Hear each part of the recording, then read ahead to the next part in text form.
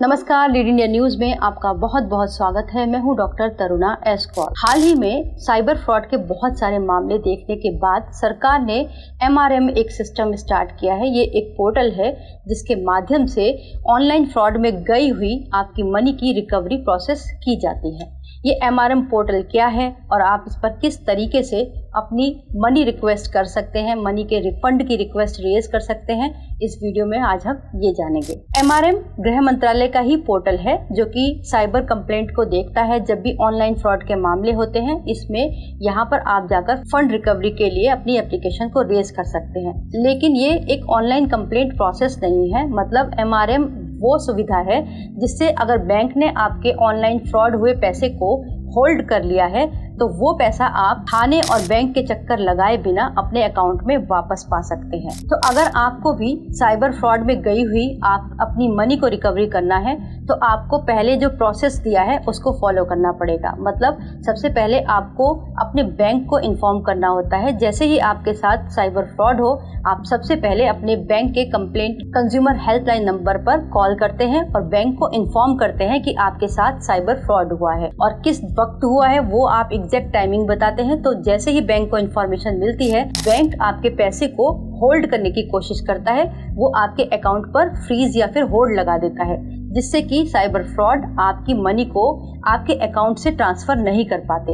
ये golden hour माना जाता है। अगर आप 30 सेकंड से लेकर 60 सेकंड के बीच में ये प्रोसेस कर लेते हैं तो बहुत अच्छा। लेकिन फिर भी अगर आप 1 घंटे तक, इसको कहते हैं कि अगर 1 घंटे तक आपने अपने बैंक को बता दिया, इन्फॉर्म कर दिया, तो आपका बैंक आपके हक में कुछ कोशिशें कर सकता है। जैसे आपके अकाउंट को फ्रीज कर देगा तो आपकी जो मनी एकदम ट्रांसफर हो सकती थी वो पूरी की पूरी मनी ट्रांसफर ना होके होल्ड हो जाएगी। उसके बाद MRM पोर्टल पर आप रिक्वेस्ट रेज करेंगे, लेकिन वो भी सीधे नहीं होगा। सबसे पहले आपको जो ऑनलाइन फ्रॉड के लिए एक नंबर दिया है गवर्नमेंट ने, गृह मंत्रालय का नंबर होता है 1930-1930। सबसे पहले आपको इस पर कंप्लेंट करनी है। उसके बाद आप NCRP के पोर्टल पर अपने ऑनलाइन फ्रॉड के बारे में जानकारी देते हैं, किस वक्त हुआ, किस प्रोडक्ट के बारे में हुआ, क्या ये OTP फ्रॉड था या फिर आपका UPI फ्रॉड था या फिर आपका ट्रेडिंग के मामले में आपको फंसाकर या फिर टेलीग्राम के थ्रू आपको डिटेल भरकर आपको बताना होता है कि फ्रॉड का नेचर क्या था। इसके बाद जब कंप्लेंट हो जाएगी तो आपको NCRP पोर्टल से एक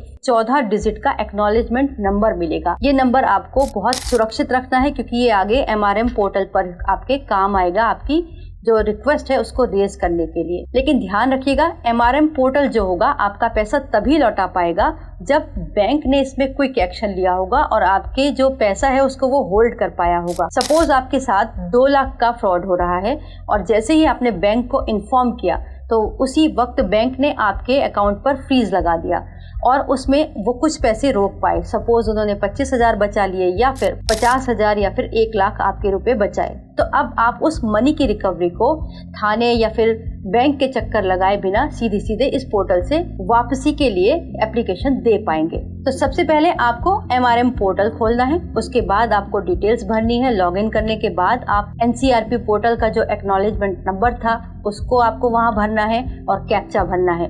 पूरी डिटेल्स अपनी भरनी है। आपको अपना बैंक डिटेल्स भरनी है जिसमें आप मनी की रिफंड चाहते हैं वो आपको भरना है। साथ ही साथ पैन कार्ड की भी डिटेल्स आपको देनी है। उसके बाद कैप्चा भरने के बाद आप इसे सबमिट कर दीजिए। आपकी एप्लीकेशन प्रोसेस में चली जाएगी। इसके बाद आपको कुछ नहीं करना।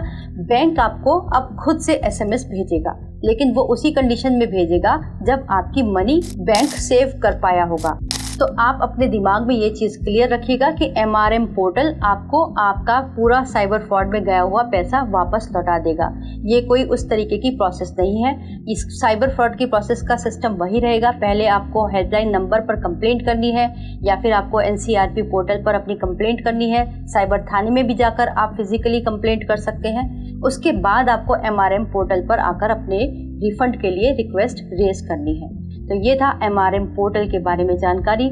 लेकिन फिर भी आपको और एक सबसे ज़्यादा ध्यान रखने की ज़रूरत ये है कि साइबर ठग बहुत तरीके से आपको लालच देने की कोशिश करते हैं। तो जब भी आप कभी किसी से बात करें, अगर मान लीजिए आपको वैसे ही कॉल आ जाए कि आपका इनाम निकला है या फिर आपकी KYC हो रही है या फिर आप शॉपिंग कर रहे हैं, आपको ये कुछ बेनिफिट मिल रहा है, तो इस तरीके को वेरीफाई करने के बाद ही आप आगे बढ़ें। अननोन नंबर से आप बिल्कुल भी बात ना करें, अननोन लिंक पर क्लिक ना करें, क्योंकि सावधानी ही सुरक्षा है। वीडियो देखने के लिए बहुत बहुत धन्यवाद। वीडियो को लाइक करें, हमारे चैनल को सब्सक्राइब करें। हमारे वीडियो सबसे पहले देखने के लिए बेल आइकन प्रेस करना ना भूलें।